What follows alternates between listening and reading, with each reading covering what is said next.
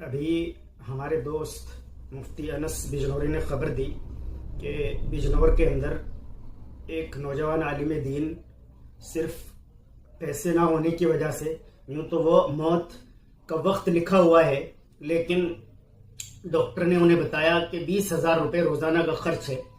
तो वो इस खर्च को सुनकर खामोश लेट गए और खामोशी से इस दारे फानी को अलविदा कह गए। उनकी 7 माह के हमल से बेवा है और बेवा की भी वालिद और वालिदा नहीं है। तो कहना यह है कि अल्हम्दुलिल्लाह कौम ताउन करती है, लेकिन दस्त बस्ता गुजारिश है उलमाए किराम का खुसूसी ख्याल रखें।